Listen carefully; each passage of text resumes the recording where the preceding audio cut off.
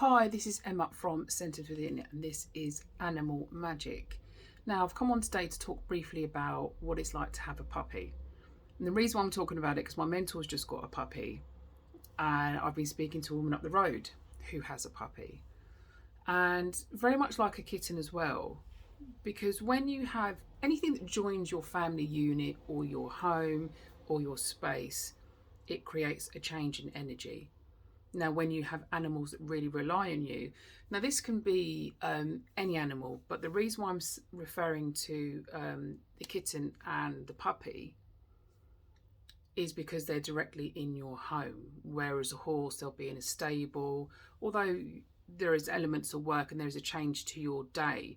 But when you're injecting something into your home, so some other pets that you bring into the home don't have quite that energetic change because they are kept in a hutch, a cage, or a whatever you put those glass unit, a glass unit where you put a snake in and stuff like that.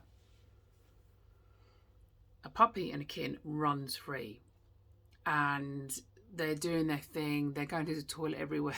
They are causing absolute chaos, and it goes on for some time. And it's so interesting because even though dog owners have had previous dogs or cats, you forget that it's usually like a 3-month period. There's usually a week to 2-week period where you're like, oh my God, I'm not sure if I can do this. Because they're into everything. And it's like you've got, like when you flick a sheet and there's dust and it goes up. That's what it's like. Your puppies come in, your kittens come in, and it's like vroom. Everything's up in the air. It causes friction between relationships in the home. It unsettles everything. But then that is only a period of time.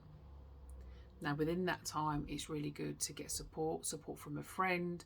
You can take your puppy to puppy classes. Kitten, you can't, there isn't really sort of anything, but you can ask support from a friend. But in that time is the perfect time for you to start your connection with your animal. It starts anyway, but you can really start to tune in.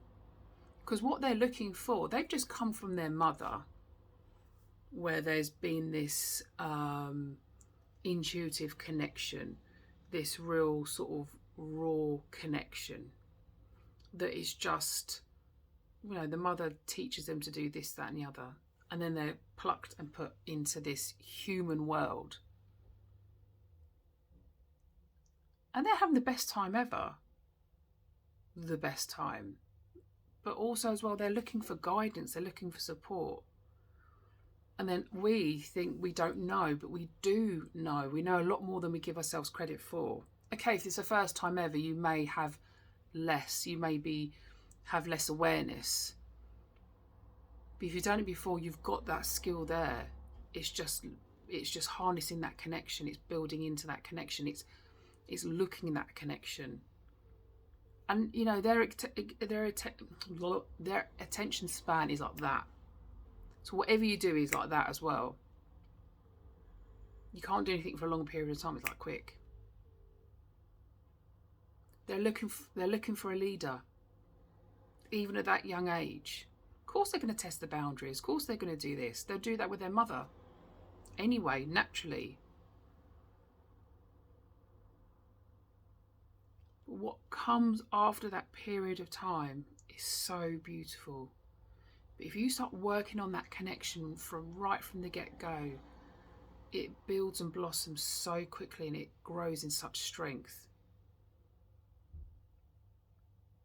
And it's, like anything from, when you're grooming them, you're really grooming them, you're with them. You're not grooming them thinking about the dinner. You're really grooming them, you're really present with them.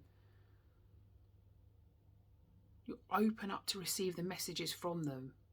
When you're playing with them, you're truly playing with them. You're not trying to distract them so you can do something. You're actually playing with them. And again, it's small. I mean, there will be times we have to do it, but it's a small interjection of connection. Make it small, because anything else is too much for them. When you're stroking them, it's your energy of your hand, the energy of their heart connecting. You can put them on your chest. Your heart is connecting with their heart. This will happen very, very quickly, but short and sharp. Just quick little bits. Don't try to do any longer, because it will become too much. If I ever do healing work on animals, it's always small amounts anyway. Even adult animals, it's always little bits. It's a little bit here. Animals know what they want and when they want it. And when they're little, it's really quick. It's done. And it won't necessarily sink in or resonate straight away, but one day it will. And you'll be so glad you started that connection so early. You started that practice work so early. You started to tune into each other so early, because you'll tune into them and they will tune into you. And you'll feel it, and it will grow. And you'll have this unshakable bond. And you'll be able to hear the messages that they're trying to tell you. And you'll be able to pass on a great depth of love and knowledge and wisdom to them as well, because you've got something to give them as well, apart from obviously home, food and everything else. So start as soon as you can and allow it to grow.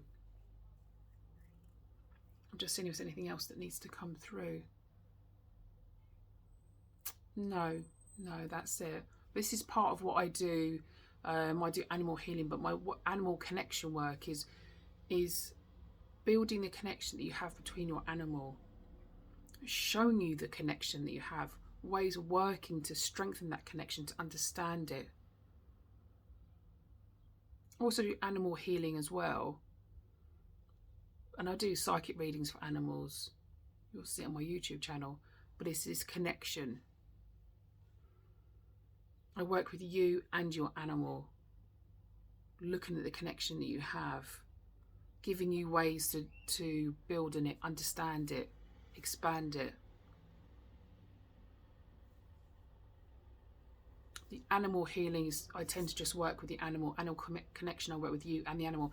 We're saying that animal healing, I work with the animal, and it's all online. I don't have to be with you or your animal. It's all energy. Animal healing, 9 times out of 10, when I'm healing the animal, there's an element of healing that's going on with the owner as well.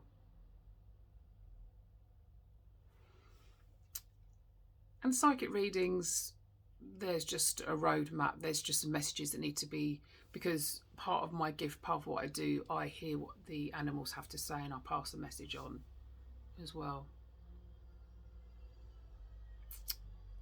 I'm just seeing if there's anything else that needs to come through. No, I think that's it. Sending you so much love. Bye.